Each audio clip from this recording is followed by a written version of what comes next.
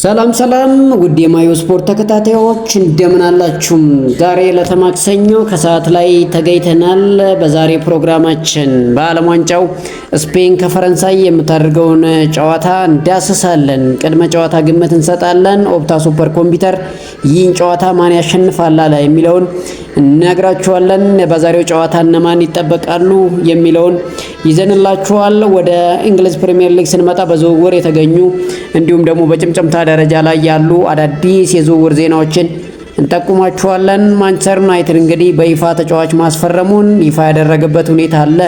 ስለዚህም ትሰማላችሁ። በቼልሲ፣ በአርሰናል፣ በማንቸስተር ሲቲ እና እንዲሁም በቶተንሃም ሆትስፐር ራዳር ስር ያሉ ተጫዋቾች እነማን ናቸው የሚለውንም እንጠቁማለን። እንግዲህ እስከ መጨረሻው አብራችሁ እንድትሆኑ በአክብሮት እንጋብዛለን። እንግዲህ በቅድሚያም ወደ ዝውውር ዜናና እንዲሁም ጭምጭምታ ስናልፍ ማንቸስተር ዩናይትድ በዝውውር መስኮቱ እንግዲህ የነቃ ተሳትፎ እያደረገ እንደሚገኝ እየተዘገበ ይገኛል። ማንቸስተር ዩናይትድ እንግዲህ ሳይታሰብ ትላንትና ዩሪ ቴሌማስን ለማስፈረም ሙሉ በሙሉ መስማማቱን ሰምተን ነበር። ዛሬ ዩሪ ቴሌማስ በማንቸስተር ዩናይትድ ቤት የሜዲካል ወይም ደግሞ የጤና ምርመራውን አከናውኖ ጨርሷል። ከዚህ በኋላ ይፋ መሆን ብቻ ነው የሚቀረው። እንግዲህ ማንቸስተር ዩናይትድ ትላንትና የአንድሬ ሳንቶስን ፊርማ በይፋ አስታውቋል። ያው አሁን ላይ የተጫዋቾች ስምምነት በይፋ በክለቡ እስካልታወቀ ድረስ ስለ ዝውውሩ ምንም ማለት አይቻልም። ስለዚህ ዝውውሩ በይፋ ከታወቀ ብቻ ስለ ዝውውሩ ማውራት እና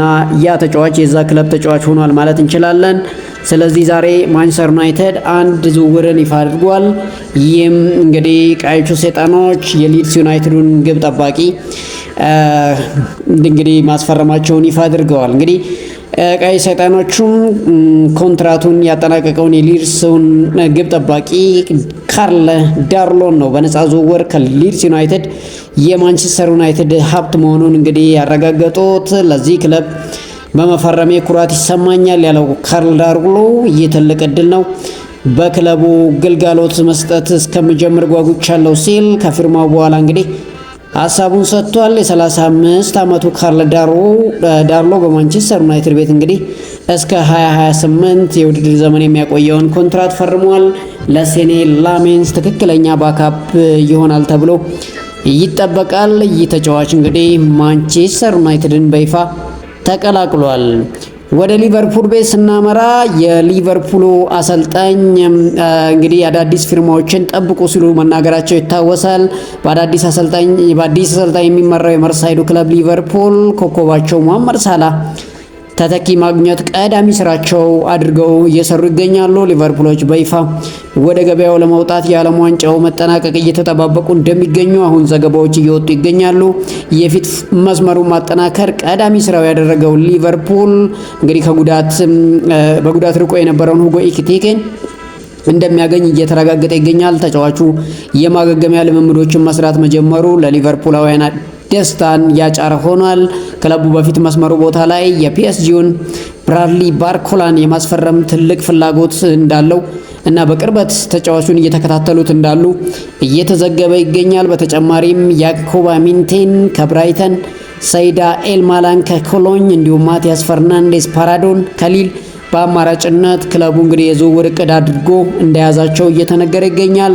ክለቡ አዲስ ተጫዋቾችን ከማስፈረም በፊት ግን ከክለቡ የሚለቁትን ተጫዋቾችንም ይፋ አድርጓል። ካርተስ ጆንስ፣ ፍሬድሪኮ ኬሳ እንዲሁም ሃርቬ ኤሊዮት ክለቡን የመልቀቃቸው እድል ሰፊ መሆኑ እየተነገረ ይገኛል። እንግዲህ ሊቨርፑሎች ከማንቸስተር ዩናይትድ በጥብቅ እየፈለገው ያለውን ማኑ ኮኔንም ለማስፈረም ከማንቸስተር ዩናይትድ ጋር ወደ ውድድሩ ወደ ፉክክሩ መግባታቸው እየተነገረ ይገኛል። ማኑ ኮኔን ብቻ ሳይሆን የወልቨርሃምፕተኑን ተጫዋች እየተከታተሉት እንዳሉና ከማንቸስተር ዩናይትድ ጋር ፉክክር ውስጥ እንደገቡ ተነግረዋል። እንግዲህ ጆ ጎሜዝን ማንቸስተር ዩናይትድ ለማምጣት ማሰቡ እየተነገረ ነበር። አሁን ወደ ውድድሩ እንግዲህ ሊቨርፑሎችን መግባታቸው ተነግሯል።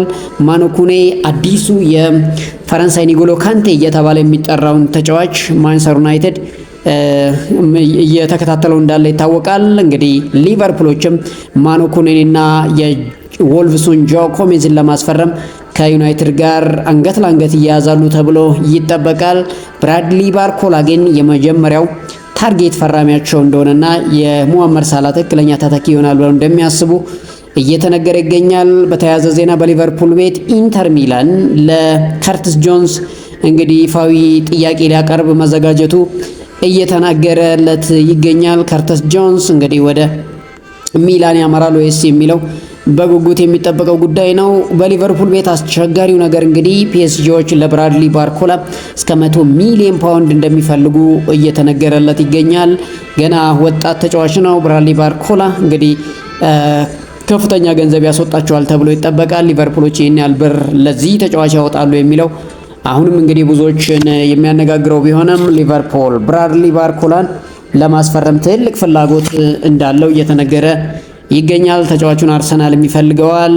እንዲሁም እንግዲህ ማንቸስተር ዩናይትድም ሲባል ነበር። ነገር ግን ማንቸስተር ዩናይትድ አሁን ገፍቶ እየሄደበት አይደለም። ማንቸስተር ዩናይትድ ስትራቴጂክ የሆነ የዝውውር ገበያን እየተከተለ ይገኛል። በትንሽ ወጪ ተጫዋቾቹን እያመጣ ይገኛል። እንግዲህ ማንቸስተር ዩናይትድ የወልቭሱ ማቲያስ ፈርናንዴዝን በ85 ሚሊዮን ፓውንድ አላመጣም ብሎ እንግዲህ ዩሪ ቴሌማስና አንድሬ ሳንቶስን በ85 ሚሊዮን ማምጣት ችሏል። ሶስት ተጫዋቾችን እንግዲህ በ85 ሚሊዮን ብቻ ያመጣው ማንቸስተር ዩናይትድ አሁንም በመሃል ሜዳው ላይ ቁልፍ ተጫዋች ያመጣል ተብሎ ይጠበቃል። ከነኛ ኡስማን ኮኔና ጃኦ ጎሜዝ ናቸው። በተለይ ጃኦ ጎሜዝን የሚያገኙ ከሆነ ማንቸስተር ዩናይትድ በጣም መልካም እድል ይሆናል ተብሎ ይጠበቃል። እንግዲህ እስከ 60 ሚሊዮን ፓውንድ ዩሮ የተገመተው ጃኦ ጎሜዝ ከወልቭስ ወደ ማንቸስተር ዩናይትድ ወይስ ወደ ሊቨርፑል የሚለው በጉጉት የሚጠበቀው ጉዳይ ነው። በሊቨርፑል ቤት የያዝናቸው ዜናዎች እነኚህ ናቸው። ወደ ቶትናም ሆትስፐር ስናመራ እንግዲህ ቶትናም ሆትስፐር የክለቡ ሪከርድ በሆነ በ100 ሚሊዮን ዩሮ እንግዲህ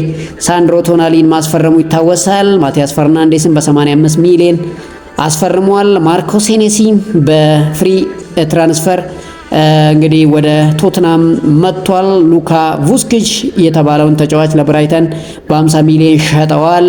እንግዲህ በውሰት አምና ላይ ሲጠቀሙበት የነበረው ጃኦ ፓሊኒያ ይለያያሉ ተብሎ የሚጠበቀው ቶትናሞች ሌላ ተጫዋች ያስፈርማሉ ተብሎ ይጠበቃል። እንግዲህ የፒኤስጂው ረንደል ኮሎማኒ በቶትናም ቤት በእጩነት የተያዘው እንደሆነ አሁን ዘገባዎች እየወጡ ይገኛሉ። ያ ብቻ ሳይሆን የማንቸስተር ሲቲውን አጥቂ ኦማር ማርሙሽንም ለማምጣት እንግዲህ ቶትናሞች ፍላጎት እንዳላቸው እየተነገረ ይገኛል።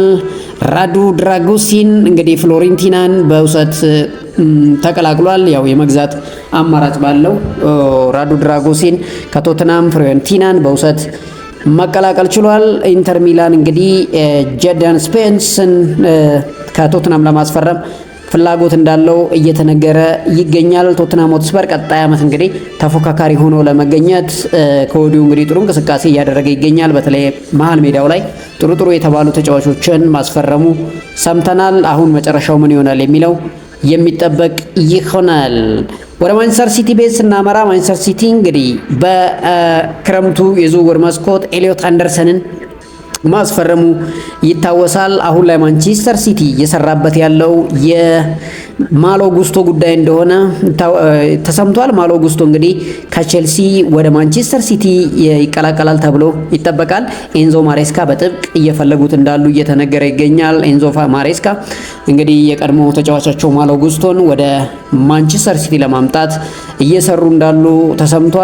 ቼልሲዎች እንግዲህ እስከ 75 ሚሊዮን ፓውንድ እንደሚፈልጉ ዩሮ እንደሚፈልጉ እየተነገረለት ይገኛል። ሌላው አዩብ ቡአዲ እንግዲህ በሞሮኮ መሀል ሜዳ ላይ ድንቅ እንቅስቃሴ ሲያደርግ የተመለከትነው 18 ዓመቱን ወጣት አዩብ ቡአዲን ማንቸስተር ሲቲ በደንብ አድርጎ እየሰራበት እንዳለ እየተነገረ ይገኛል። የሊሉ አማካኝ አዩብ ቡአዲ በማንቸስተር ሲቲ ብቻ ሳይሆን በሊቨርፑል፣ በአርሰናል እንዲሁም በማንቸስተር ዩናይትድ ራዳር ስር እንዳለ ይታወቃል። ነገር ግን አዩብ ቡአዲን ለማስፈረም ማንቸስተር ሲቲ የበለጠ ጥረት እያደረገ እንዳለ እየተነገረ ይገኛል። ነገር ግን ቀላል አይሆንለትም። ሊቨርፑልና አርሰናል በደንብ አድርገው ለዚህ ተጫዋች ኢንቨስት ያደርጋሉ ተብሎ ይጠበቃል። ማንቸስተር ሲቲ ይህን ተጫዋች የሮደሪ ረጅም ዓመት ተተኪ አድርጎ ይመለከተዋል። ስለዚህ አዩብ ቡአዲን ማንቸስተር ሲቲ እየተመለከተ እንዳለ ተነግሯል። ጀርሚ ሞንጋን እንግዲህ ማንቸስተር ሲቲ ያስፈርሟል። የ17 ዓመቱን የሌስተር ሲቲን ተጫዋች ማንቸስተር ሲቲ ማስፈረሙ ይታወቃል። እንግዲህ ከአርሰናል አፍ ላይ ነጥቆ እንደወሰደው እናስታውሳለን። ማንቸስተር ሲቲ እንግዲህ በናታናኪ ተተኪ ያመጣል ተብሎ ይጠበቃል። እንግዲህ ናታናኪ በ7 ሚሊዮን ፓውንድ ወደ ፌነርባቼ እንደሚቀላቀል ተነግሯል። ሌላው ፒካ ካርለስ በ3 ሚሊዮን በውሰት ኩፒያርን ተቀላቅሏል። ስለዚህ ማንቸስተር ሲቲ በናታናኬ በኩል ምትክ ያመጣል ተብሎ ይጠበቃል። ማንቸስተር ሲቲዎች እንግዲህ ሚድፊልዱን እንዲሁም ዲፌንደሩን በደንብ አድርገው ያጠናከራሉ ተብሎ ይጠበቃል። ፔፕ ጋርዲዮላን ከረጅም ዓመት በኋላ ያጣው ማንቸስተር ሲቲ አሁን በኤንዞ ማሬስካ እየተመራ ቀጣይ ዓመት ላይ ምን ሊያሳየን ይችላል የሚለው እንግዲህ ለብዙዎች የሚጠበቀው ጉዳይ ነው። ቀጣይ ዓመት ማን ያመጣል የሚለው የምናይ ይሆናል። በአርሰናል ቤት ሌጀንዳቸው አሌሃንድሮ ትሮሳርድ ከክለቡ መለየቱ ተነግሯል። እንግዲህ አርሰናሎች አሁን ላይ በደንብ አድርገው እየሰሩበት ያሉት የአትሌቲኮ ዲ ማድሪዱ አጥቂ ጁሊያን አልቫሬዝ እንደሆነ ተነግሯል። ጁሊያን አልቫሬዝን ለማስፈረም አርሰናሎች የበለጠ እየሰሩ እንዳሉ እየተነገረ ይገኛል። ያ ብቻ ሳይሆን ብሩኖ ጉማሬሽን ከኒውካስል ዩናይትድ ለማምጣት በጥብቅ እየሰሩ እንዳሉ ይታወሳል። የ28 ዓመቱ ብሩኖ ጉማሬሽ አርሰናልን መቀላቀል ይፈልጋል። ነገር ግን ኒውካስል ዩናይትዶች እንዲህ በቀላል ይለቁታል ተብሎ አይታሰብም። ቢያንስ ከ85 እስከ 90 ሚሊዮን ከፍ ካለም እስከ 100 ሚሊዮን ፓውንድ ጠይቁበታል ተብሎ ይጠበቃል። ለ28 ዓመቱ አማካይ እንግዲህ አርሰናሎች ይህን ያህል ዋጋ ያወጣሉ ተብሎ ይጠበቃል የሚለው ሌላ ጉዳይ ቢሆንም አርሰናሎች ብሩኖ ጉማሬሽን ለዴክላን ራይስ ተተኪ እንዲሁም ረዳት አድርገው ለማጫወት ይፈልጋሉ ተብሏል። ሌላው የአስቶን ቪላውን ሞርጋን ሮጀርስን ለማምጣትም አርሰናሎች ይፈልጋሉ። ተጫዋቹን በግል ችግር የለበትም፣ ለአርሰናል ለመጫወት ፍላጎት እንዳለው ተነግሯል። ሞርጋን ሮጀርስም የአርሰናል ራዳር ውስጥ ይገኛል። እንግዲህ ብሩኖ ጉማሬሽ፣ ሞርጋን ሮጀርስን እና ጁሊያን አልቫሬዝን አርሰናሎች የሚያመጡ ከሆነ በጣም አስፈሪ የአርሰናል ብሔራዊ ቡድን እንደምንመለከት ምንም ጥርጥር የለውም። ነገር ግን ጁሊያን አልቫሬዝን ማምጣት ቀላል ይሆናል ተብሎ አይጠበቅም። ምክንያቱም ፒኤስጂም የዚህ ተጫዋች ፈላጊ ነው። ባርሴሎና በጥብቅ ይፈልገዋል። ልጁም ለባርሴሎና መጫወት ይፈልጋል። አትሌቲኮ ማድሪድ እንግዲህ 150 ሚሊዮን ፓውንድ ተሰጥቶት እምቢ ብሏል። ከዚህ በላይ ገንዘብ ይፈልጋል ማለት ነው። ስለዚህ ይህንን ከፍለው ያመጣሉ ወይ የሚለው አሁንም በጉጉት የሚጠበቀው ጉዳይ ነው። እንግዲህ አርሰናል ደጋፊያን የጁሊያን አልቫሬዝን ጉዳይ እንዴት እየተመለከታችሁ ትገኛላችሁ? በኮሜንት ሴክሽን እንድታጋሩን እንፈልጋለን። ዛሬ እንግዲህ በቀጥታ ወደ ዓለም ዋንጫው ስናልፍ ፈረንሳይን ከስፔን የሚያገናኘው የምሽት 4 ሰዓቱ ጨዋታም በጉጉት ይጠበቃል። ከፍጻሜ በፊት የፍጻሜ ጨዋታ የሚመስለው ይህ ጨዋታ ምሽት 4 ሰዓት ላይ ሲል ዓለም ሁሉ በጉጉት የሚጠብቀው ጉዳይ ነው። ኪሊያን ምባፔ ከላሚን ያማል ማን ያሸንፋል? ግምታችሁን በኮሜንት ሴክሽን አጋሩን። ላሚን ያማል፣ ኪሊያን ምባፔ፣ ኡስማን ዴምቤሌን እና ማይክል ኦሊሴን የያዘችው የፈረንሳይ ብሔራዊ ቡድን በኦፕታ ሱፐር ኮምፒውተር 40% ጨዋታውን የማሸነፍ ግምት ተሰጥቷታል። ስፔን በአንጻሩ 30% ሲሰጣት ይህ ጨዋታ ወደ ኤክስትራ 30 ደቂቃ ያመራል የሚለው ደግሞ 30% ተሰጥቶታል። ኦፕታ ሱፐር ኮምፒውተር ፈረንሳይ ዘንድሮ ዓለም ዋንጫን ታነሳለች ይላል። ዛሬውን ጨዋታ ደግሞ 40% ታሸንፋለች ብሎ ግምት ሰጥቷታል። ምን ትላላችሁ እናንተ? ይህንን ጨዋታ ማን ይመራዋል የሚለውን እናስቀድም። ኢቫን ባርቶን ኤልሳልቫዶሩ እንግዲህ አልቢተር ይህን ጨዋታ ይመራዋል። ረዳት አልቢሮቹን ዳቪድ ሞራን፣ አንቶኒዮ ፑፒሮ ሁሉም ከኤል ሳልቫዶር ናቸው። ፎርዝ ኦፊሻሉ እንግዲህ ግሌና ኔይበርግ ስዊድናዊ ናቸው። ዛሬ እነኚህ ረዳት አሲስታንት ሪፈሪው ደግሞ ማህቦድ ቤጂ ከስዊድን ነው። እነኚህ አሰልጣኞች እንግዲህ እነኚህ ዳኞች ዛሬ ጨዋታውን ይመሩታል ተብሎ ይጠበቃል። ቀድሞውንም በዛቻ የተጥለቀለቀው የስፔንና የፈረንሳይ ጨዋታ ምሽት 4 ሰዓት ላይ እንግዲህ ይደረጋል። ይህንን ጨዋታ ማን ያሸንፈዋል? ኤርሊንግተን ቴክሳስ ስታዲየም ላይ የሚደረገው ጨዋታ እንግዲህ በጉጉት እንዲጠበቅ አድርጎታል። እንግዲህ ባርቶን በ22 አዳኝተዋል። አሁንም ደግሞ ባለፈው እንግዲህ ሚጎል አልሜሮንን ቀይ ካርድ የሰጡት የዳኛ ናቸው። ዛሬስ እኚህ ዳኛ ምን ያስመለክቱናል የሚለው እንግዲህ በጉጉት የሚጠበቀው ጉዳይ ነው። እኚህ ሰው እንግዲህ በሶስተኛ ጨዋታቸውን ለማጫወት ዛሬ ወደ ሜዳ ይገባሉ ተብሎ ይጠበቃል። ስፔንና ፈረንሳይ 38 ጊዜ እንግዲህ እርስ በርስ ተገናኝተዋል። ከ38ቱ 18ቱን በማሸነፍ ስፔን የበላይነት አላት። 7ቱን እንግዲህ 13ቱን ፈረንሳይ ስታሸንፍ 3ቱን ደግሞ በአቻ ተለያይተዋል። ስፔን እንግዲህ ትልቁ ይሄ ምንድነው ዲዛስተር ዊን የሚባለው በ1929 ፈረንሳይን 8-1 ያሸነፈችበት ውጤቷ ይጠቀስላታል። ከዛም በኔሽንስ ሊግ 2025 ላይ 5-4 ስፔን ፈረንሳይን ረታታለች። ስፔን እንግዲህ የበላይነቱን ወስዳለች እስካሁን ባለው። ነገር ግን ዛሬ እንዲህ በቀላል ታሸንፋታለች ተብሎ የሚጠበቅ አይደለም። በፈረንሳይ በኩል እንግዲህ በጣም የሚጠበቁ ተጫዋቾች አሉ። የአጥቂ መስመሩ በጣም የሰላ መሆኑን እናውቃለን። ዛሬ ኪሊያን ምባፔ 1 ጎል የሚያስቆጥር ከሆነ ኮከብ ጎል አግቢነቱን ከሊዮኔል ሜሲ በመብለጥ በ9 ጎል የሚመራው ይሆናል። ኡስማን ዴምቤሌ እንዲሁም ደግሞ ማይክል ኦሊሴ የያዘችው የፈረንሳይ ብሔራዊ ቡድን ለስፔን ቀላል ተጋጣሚ አትሆንም። እንግዲህ ይሄ ጨዋታ ምሽት 5 ሰዓት ላይ ምሽት 4 ሰዓት ላይ ሲጀመር በስፔን በኩል ላሚን ያማል ይጠበቃል። እንዲሁም የስፔን ብሔራዊ ቡድን እስካሁን እንግዲህ 1 ጎል ብቻ ነው ያስተናገደው። ዛሬስ ምን ሊያጋጥመው ይችላል የሚለው በጉጉት የሚጠበቀው ጉዳይ ነው። የስፔን ብሔራዊ ቡድን እስካሁን እንግዲህ በደንብ ግቡን አስጠብቆ መቆየቱ ይታወሳል። ባለፈው እንግዲህ 1 ጎል ገብቶበታል በቤልጂየም ብሔራዊ ቡድን። ዛሬስ ምን አይነት እንቅስቃሴ ያሳያል የሚለው በጉጉት የሚጠበቀው ጉዳይ ነው። እንግዲህ በህይወቴ ውስጥም ከኳስ በላይ ከባድ ሁኔታዎች አሉ ሲል ላሚን ያማል ከጨዋታው በፊት አስተያየቱን ሰጥቷል። የስፔን ኮከብ ተጫዋች ላሚን ያማል ከእግር ኳስ የበለጠም በሰው ልጅ ህይወት ውስጥ ከባድ ሁኔታዎች አሉ ሲል ከጨዋታው በፊት ተናግሯል። በጨዋታው ወቅት ሁሌም እየተረጋጋው ነኝ ሲል ራሱን የሚገልጸው ላሚን ያማል ምክንያቱም ምንም የሚፈጠር ነገር አይኖርም፣ እግር ኳስ ጨዋታ ብቻ ነው ሲል ተናግሯል። አክሎም እግር ኳስ ጨዋታ ነው፣ ከጨዋታው መጠናቀቅ በኋላ ሁሉም ሰው መደበኛ ህይወቱን ይቀጥላል በማለት እንግዲህ አስተያየቱን አስረድቷል። በህይወታችን ውስጥ ከእግር ኳስ በላይ የሚከብዱና የሚያሳስቡ ጉዳዮች አሉ። ካላሸነፍ ቀጣይ የማሸነፊያ ሌላ እድሎች ይኖሩካል ሲል ላሚን ያማል ዛሬ እንግዲህ ከጨዋታው በፊት ተናግሯል። በፈረንሳይ እንግዲህ የፈረንሳይ በውድድሩ በጣም አስፈሪ የፊት መስመር ተሰላፊዎች እንደያዘች እናውቃለን።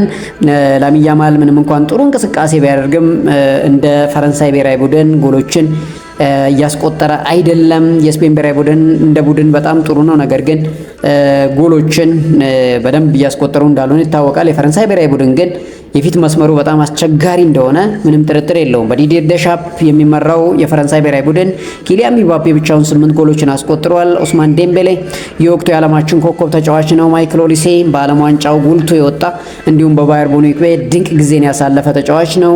በተጠባባቂ ወንበር ላይ ያሏቸው ተጫዋቾችም ትኩረት የሚስቡ መሆናቸው በፈረንሳይ በኩል እንዲጠበቅ አድርጎታል። የዛሬውን ጨዋታ በስፔን አስገራሚ ታለንትና የግል ብቃት ያላቸው ልጆች በስብስብ ውስጥ ተካተው እናገኛለን። ላሚን ያማል የዓለማችን ምርጥ ወጣት ኮከብ ተጫዋች እንዲሁም ደግሞ ባላንዶር አሸናፊው ሮደሪ የሚመራው የመሃል ሜዳው ክፍሉም ድንቅ የሚባል እንቅስቃሴን ያሳያል ተብሎ ይጠበቃል። በዳላስ የሚደረገው የሁለቱ ብሔራዊ ቡድኖች ጨዋታ እንግዲህ በፊፋ ወራዊ ደረጃ አናት ላይ የሚገኙ 2 ክለቦችን ያገናኘ ጨዋታ ሆኗል። ዛሬ እንግዲህ ይህን ጨዋታ ማን ያሸንፋል የሚለው በጉጉት ይጠበቃል። ጨዋታው የሚደረገው በማህበራዊ ሚዲያ አይደለም ሲል እንግዲህ ዲዲር ደሻፕ ይናገራል። ኪሊያን ምባፔ 100% ዝግጁ ነው፣ እኛ ፈረንሳውያን ነን፣ ማንንም አንፈራም ሲል ዲዲር ደሻፕ ዛሬ ደግሞ አስተያየቱን ሰጥቷል። የፈረንሳይ ብሔራዊ ቡድን ተጫዋች ዋረን ዛይር ኤመሪ ስፔንን አሸንፈን መበቀል እንፈልጋለን ሲል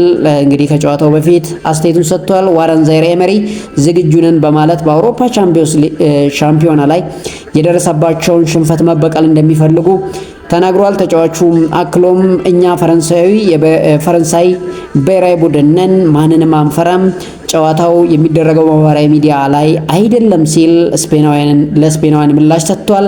አሰልጣኝ ዲዲር ደሻፕ በበኩላቸው ኮከባቸው ኪሊያን ምባፔ 100% ዝግጁ ነው ሲሉ በጨዋታው እንደምንመለከተው ማረጋገጫ ሰጥተዋል። አሰልጣኙ አያይዘውም የስፔን አነስተኛ ግብ ማስተናገድን ሲያነሱ ምክንያቱ ተጋጣሚዎቻቸው የግብ ዕድሎችን ለመፍጠርና ኳስን ለመያዝ ስለተቸገሩ ነው ሲሉ እንግዲህ ሀሳባቸውን ሰጥተዋል። ስላለፉት የሁለቱ ብሔራዊ ቡድኖች ጨዋታ እንደማያስቡ የገለጹት አሰልጣኙ ምንም አይነት በቀል የለም ሲሉ ተናግረዋል። ስለ ያማል የተጠየቁት ዲዲየር ደሻፕ ከእኔ ልጆች ጋር በአንድ ለአንድ ግንኙነት መፋለም ፓርክ ውስጥ ወክ እንደማድረግ አይደለም ሲሉ እንግዲህ ላሚን ያማል ዛሬ በቀላሉ የስፔን ብሔራዊ ቡድንን ተጫዋቾች ማለፍ እንደማይችል እያስጠነቀቁ ይገኛሉ። የስፔን ብሔራዊ ቡድን ኮከብ ላሚን ያማል እንግዲህ በእግር ኳስ ሕይወቴ ወሳኙ ጨዋታ ዛሬ ያደርጋለሁ ሲል ከፈረንሳይ የምሽቱ ጨዋታ በፊት ተናግሯል። የአውሮፓ ሻምፒዮን ነን የሚለው ላሚን ያማል ምንም አይነት ፍርሃት በየትኛውም ጨዋታ አይሰማንም ሲል ሀሳቡን ተናግሯል። እንግዲህ ላሚን ያማል ጫና የለብኝም ሲል በምችለው መንገድ ሁሉ ለሀገሬ ያለኝን ነገር በሙሉ ሰጣለሁ ሲል ሀሳቡን ሰጥቷል። አሰልጣኝ ሉዊስ ዴላ ፎንቴ በበኩላቸው እግር ኳስ ቀላል ጨዋታ ነው ሲሉ የጨዋታ መንገዱን በሚገባ የሚተገብር ቡድን አሸንፎ ይወጣል ሲሉ እንግዲህ አስተያየታቸውን ሰጥተዋል። እንግዲህ በዓለም ዋንጫው ለፍጻሜ ለማለፍ ያለን ሁሉ እንሰጣለን፣ ዛሬ የምንገባው ወደ ጦርነት ነው ሲሉ እንግዲህ የስፔኑ ብሔራዊ ቡድን አሰልጣኝ ዴላ ፎንቴ አስተያየታቸውን ሰጥተዋል። እንግዲህ ማን ያሸንፋል የሚለው በጉጉት የሚጠበቀው ጉዳይ ነው። ውድ የማዮ ስፖርት ተከታታዮች እናንተስ ይህን ጨዋታ ማን ያሸንፋል? እውነት ኦፕታ ሱፐር ኮምፒውተር እንዳለው ፈረንሳይ ይህንን ጨዋታ አሸንፋ ወደ ቀጣይ ዙር ታልፋለች ወይስ ደግሞ ስፔን ይህንን ጨዋታ ረታ ለፍጻሜ ትደርሳለች? ማን ከማን ለፍጻሜ የሚደርስ ይመስላችኋል? በኮሜንት ሴክሽን ሀሳባችሁን አጋሩን። ምሽት 4 ሰዓት ሲል እንግዲህ ዓለም ሁሉ በጉጉት የሚጠብቀውን ጨዋታ ጋበዝናችሁ። ለሚደግፉ ክለብ ሁሉ መልካም እድል እንመኛለን። ባላችሁበት መልካም ምሽት